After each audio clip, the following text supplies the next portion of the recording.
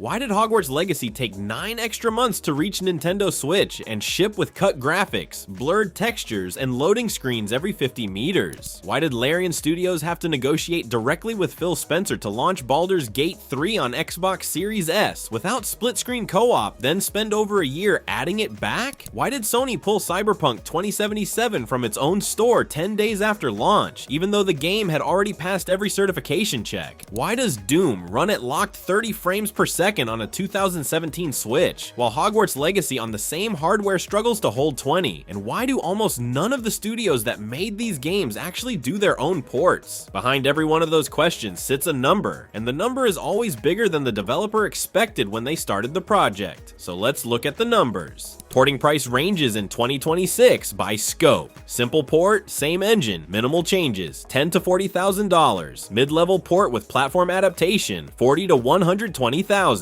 Complex port with optimization and redesign work, $120,000 and up. Going from PC to console is the most common direction and the most expensive. A complex PC to console port runs from $120,000 to $250,000, and the upper end has no real ceiling. The reverse direction, console to PC, sits between $10,000 and $150,000. Mobile ports, especially for Android, often cost the most because of device fragmentation. Thousands of hardware combinations means thousands of edge cases.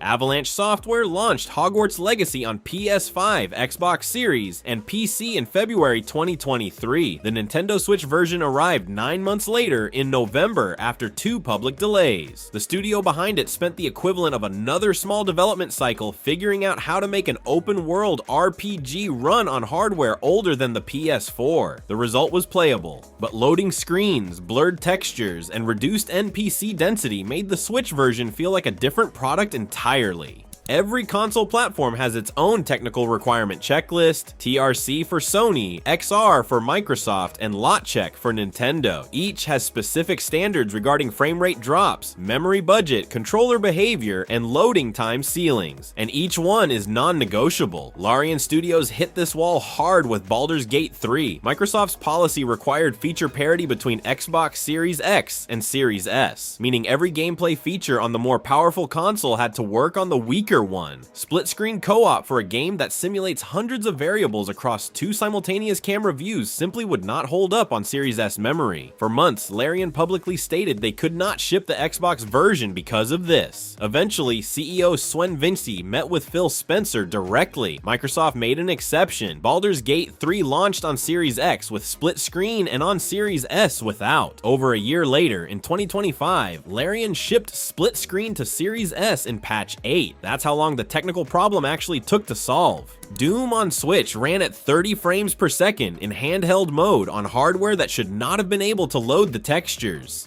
Panic Button rebuilt the renderer in Vulkan, used dynamic resolution scaling, and rewrote the asset streaming pipeline for a portable. Critics called it impossible until they played it. Then they called it a masterpiece. The Witcher 3 on Switch is the same kind of feat. Saber Interactive compressed a 35GB game into a 28GB cartridge with the full open world intact. Geralt ran, fought, swam, and rode across an unrolled Velen at 30 frames. Nobody expected that to ship at all, but GTA Trilogy Definitive Edition launched in 2021 across PS5, Xbox Series, Switch, PS4, Xbox One, and PC. Grove Street Games handled the remaster. Rain blocked the screen on Switch. Character models came out of AI texture upscaling with melted faces. Physics bugs sent cars flipping into geometry. 3 years later, the developers were still patching the launch build into something playable. The pattern across both extremes is the same. Studios that treat a port as new production with its own constraints ship masterpieces. Studios that treat a port as recompilation ship memes.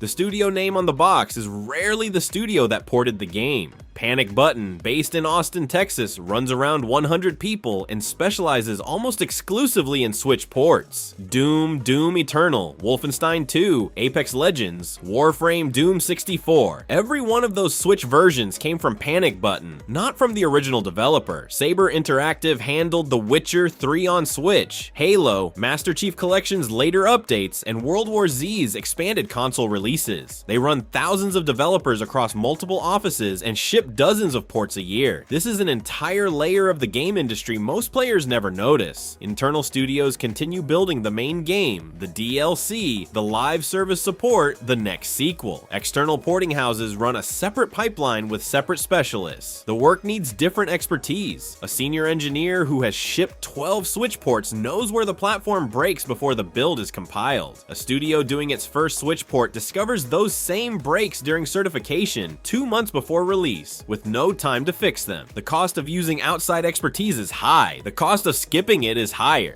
The math on a port is straightforward when you run it before production. It almost never gets run before production. A typical scenario: an indie team builds a game for PC at a $200,000 budget. They sell 50,000 copies at $20 over the first 2 years. Gross revenue, $1 million. After Steam's 30% and taxes, the team keeps somewhere near $550,000. A console port costs them another $80,000 to $120,000. If the port adds another $200,000 to $300,000 in revenue from Switch and PlayStation, it earns back its budget and contributes net profit. That works only if the developer knew the port would happen from the start, scoped the original game with cross-platform constraints in mind, and built the code base to be portable. Studios that decide to port after launch face higher engineering cost, longer schedule, and worse quality. Sometimes the port costs more than it earns. A port is a second production with its own bill. Studios that plan that bill from the first month of development ship multi-platform releases that work. Studios that try to absorb it at the end pay more, ship later, and often ship broken. Kevuru Games provides full-cycle porting across PC, Mac OS, iOS, Android, PlayStation, Xbox, and Nintendo Switch, Unreal, Unity, Godot, Cocos, and custom engines. Source code analysis, optimization, certification, post-launch support, 13 years of shipping ports that don't end up as someone's example of what went wrong.